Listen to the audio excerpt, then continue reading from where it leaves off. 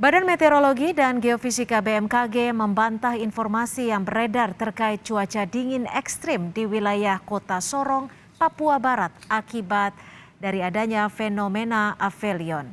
Kepala BMKG Sorong, Papua Barat menyatakan beberapa wilayah di Papua dan Papua Barat masuk non-zona musim, sehingga curah hujan setiap bulannya di Papua dan Papua Barat lebih tinggi.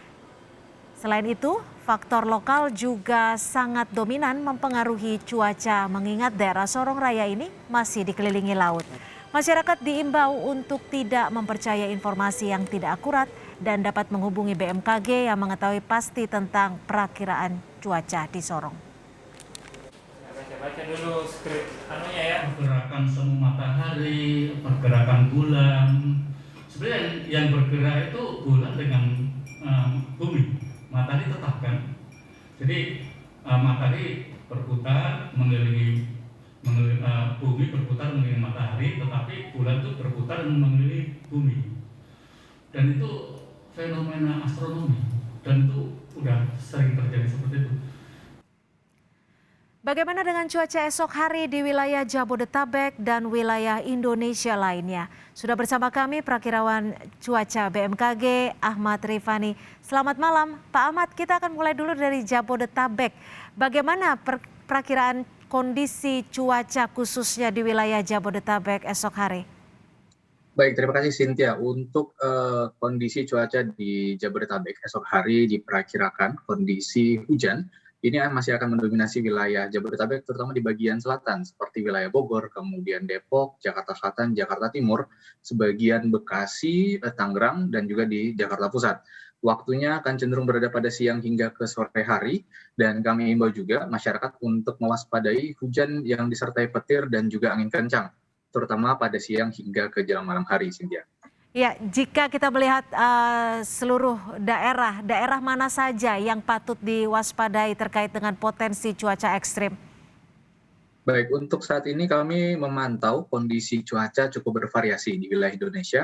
Kita temui di wilayah Sumatera bagian selatan, Kalimantan bagian barat dan tengah, ini cenderung menurun intensitas hujannya. Namun sebaliknya di Indonesia bagian tengah seperti Sulawesi, kemudian Kalimantan bagian timur, Bali hingga ke Nusa Tenggara, Pulau Jawa sebagian, kemudian Papua dan juga Sumatera bagian utara. Ini masih berpotensi hujan dengan intensitas sedang hingga lebat. Kami himbau juga untuk waspada terhadap potensi banjir dan juga tanah longsor. Ini diakibatkan oleh beberapa gangguan di atmosfer seperti adanya MJO yang saat ini sedang aktif di Indonesia bagian tengah dan juga gelombang atmosfer yang juga kami pantau cukup aktif di wilayah Indonesia bagian tengah dan timur, Cynthia. Ya, Pak Ahmad, terkait dengan info soal potensi cuaca ekstrim akibat fenomena aphelion di wilayah Sorong, Papua Barat, apakah ada penjelasannya terkait dengan hal ini?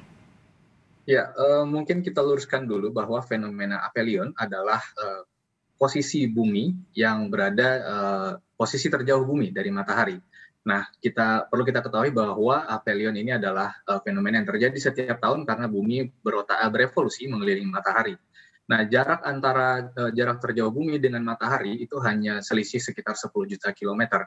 Dan berdasarkan beberapa referensi dan literatur, tidak ada efek yang signifikan terhadap kondisi cuaca di Indonesia ketika terjadi aphelion maupun perihelion. Jadi dapat kita katakan kondisi cuaca tidak terpengaruh secara signifikan terhadap fenomena aphelion ini, Cynthia.